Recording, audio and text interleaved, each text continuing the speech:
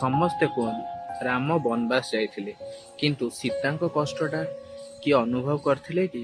ସେ ତ ରାଜକନ୍ୟା ଥିଲେ, ସେ ଚାହିଁଥିଲେ ସେ 14 ବର୍ଷ ବନବାସ ବଦଳରେ ସେ ନିଜର ସୁଖ ସୁବିଧାକୁ ଦେଖିଥାନ୍ତେ, ସେ ଦେଖିଥାନ୍ତେ ନିଜ ଆରାମକୁ।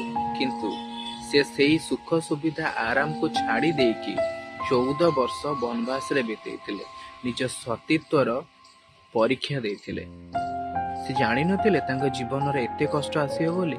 ସେ ଯଦି ରାମଙ୍କୁ ବନବାସ ଯିବା ପୂର୍ବରୁ ସେ ମନା କରିଦେଇଥାନ୍ତେ, ରାମ କେବେ ବି ବାଧ୍ୟ କରିନଥାନ୍ତେ। ସେମିତି ଯଦି ଗୋଟେ ସ୍ତ୍ରୀର ପତିବ୍ରତା ଗୁଣ, ସ୍ତ୍ରୀର ଭଲ ପାଇବା ସେତେବେଳେ ଜଣାପଡ଼େ ଯେତେବେଳେ ନା ଗୋଟେ ସ୍ୱାମୀର ପକେଟରେ ସୁଖ ନଥାଏ, ଗୋଟେ ସ୍ୱାମୀର ପକେଟରେ ପଇସା ନଥାଏ। ଯେପରି ଗୋଟେ ବନ୍ଧୁର ପରିଚୟ ସେତେବେଳେ ମିଳେ ଆପଣଙ୍କର ଅସୁବିଧା ସମୟ ଯେତେବେଳେ ପଡ଼ିଥାଏ। ସେଥିପାଇଁ କି ଯଦି ଯେଉଁ ଲୋକ ଆପଣଙ୍କ ଅସୁବିଧା ସମୟରେ ସାଙ୍ଗ ଦେଉଛି, ଯେଉଁ ଜୀବନ ସାଥୀ ଆପଣଙ୍କୁ ଜୀବନ ଏକା ଛାଡ଼ିକି ଯାଉନି, ତାହେଲେ ସେପରି ଜୀବନ ସାଥୀ ମିଳିବାଟା ଆପଣ ନିଜକୁ ଧନ୍ୟ ମନେ କରନ୍ତୁ। ରାଧେ ରାଧେ।